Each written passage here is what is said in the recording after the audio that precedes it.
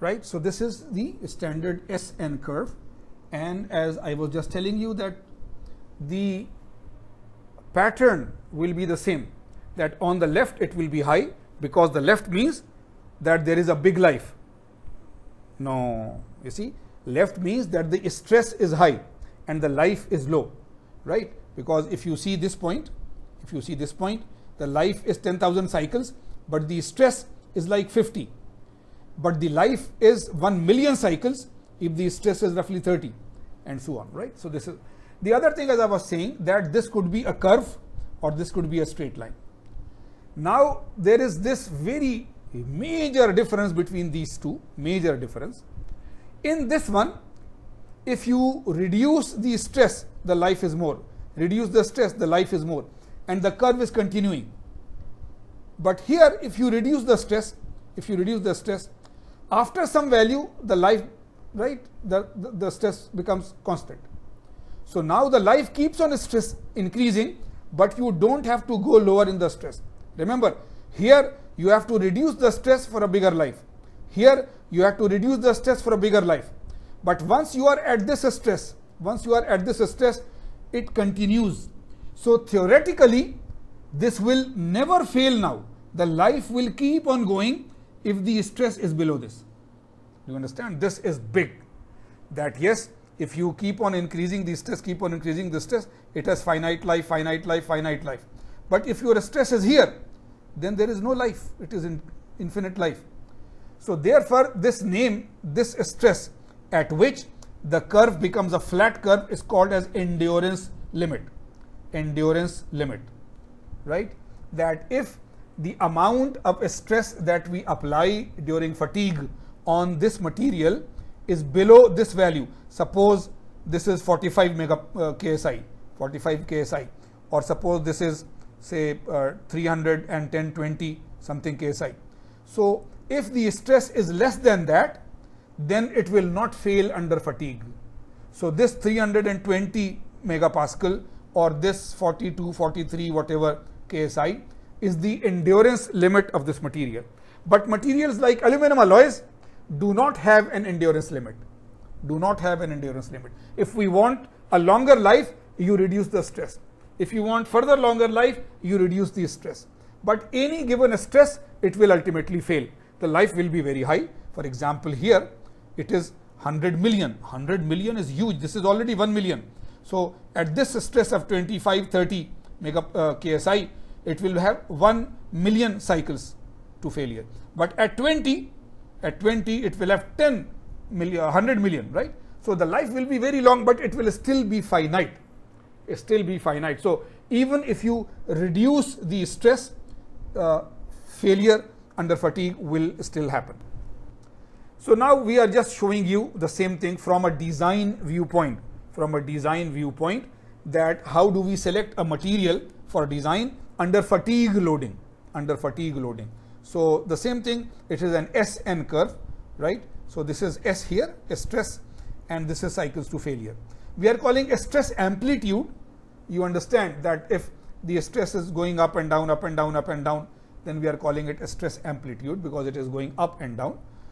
And if this is the endurance limit, then above it is always unsafe. It will fail at some time. Below it is always safe. So if there is a material which we know has an endurance limit, then from the materials handbook, find the endurance limit. So this is called the fatigue strength of that material, right? This is called the endurance limit of that material. So as long as the applied stress is less than the fatigue strength or the endurance limit of the material, we are safe. It will not fail by fatigue. But if my applied stress is more than this value, then it will fail after some time. It will fail here or here depending on my stress, right? And there is no fatigue limit. There is no endurance limit. It can go on and on and on. So if this is the type of material, then whenever my applied stress is below this curve, we are safe. If it is above this curve, we are unsafe, right? So when you design based on fatigue loading, then you have to use SN curve to decide which side you are safe and which side you are unsafe. So because they are cyclic stresses, so some very simple things, cyclic stresses, some simple terms.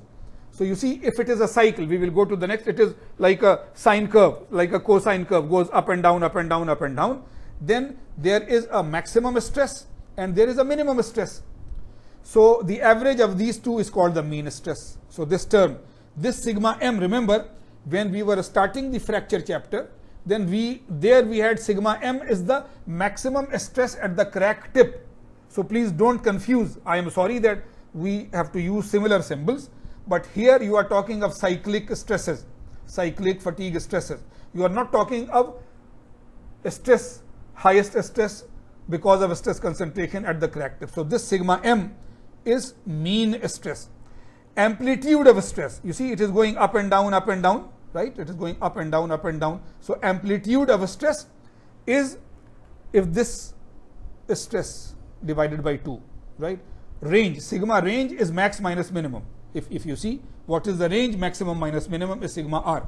Sigma r is range, and range divided by 2 is the amplitude, because it goes up and then it goes down, right? So half of that is the amplitude.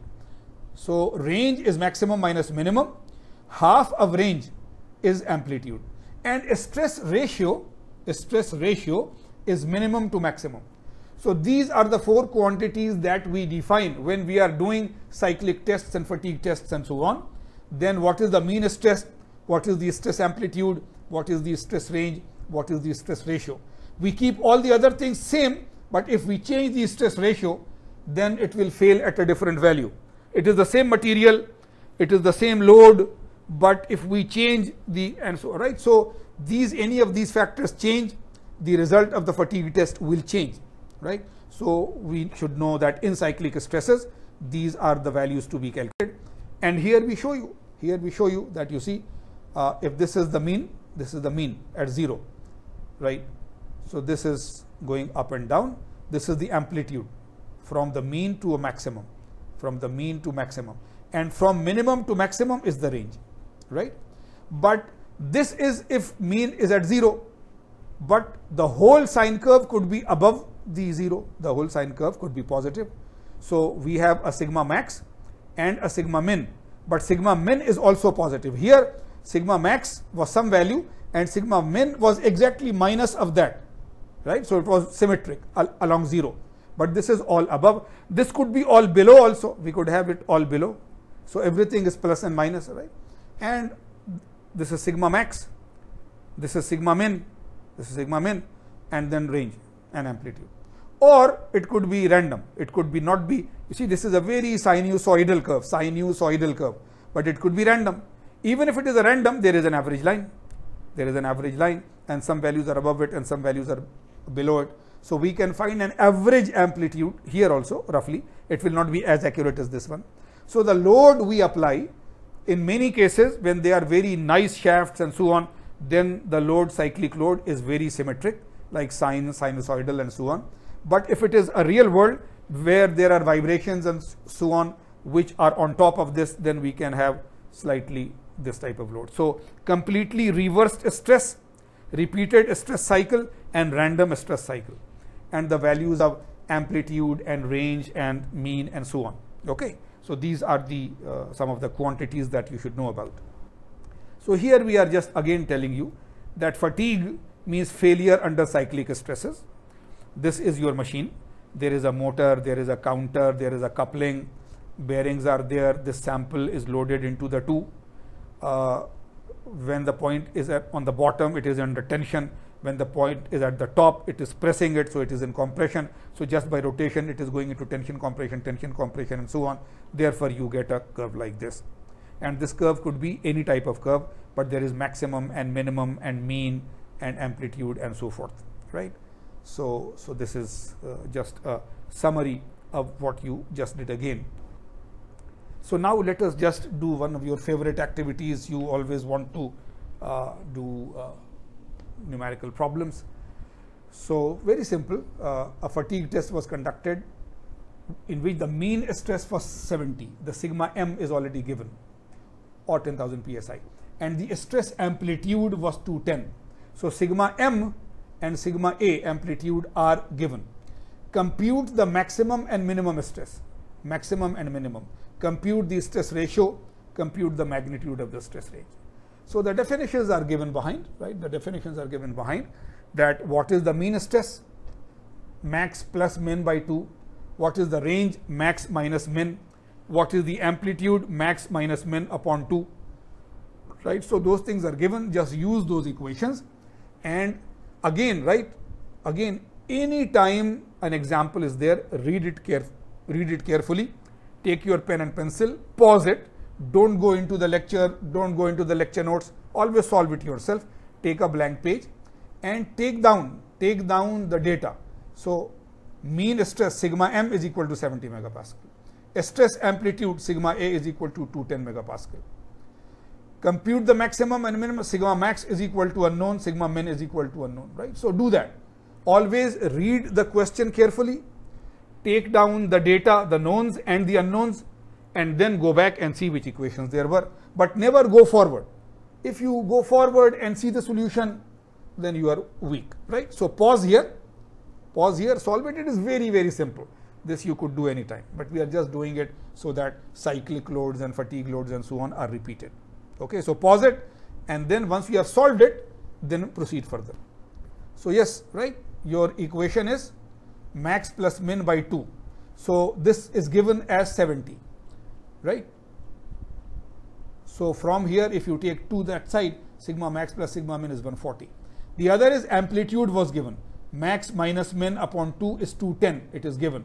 So again, take this 2 here. So max minus min is 420. So now you have this one equation, you have this another equation, you add them, subtract them, solve them together. So you get sigma max is 280 megapascal, sigma min is minus 140 megapascal. So maximum stress is a 280 tensile load and minimum stress is a minus 140 compressive load, right? So it is one of those where it goes above and below, but it is not exactly plus 280 minus 280. So it is not, right? It is above and below. This is tensile and compressive, but unequal. And then using the equations again, just find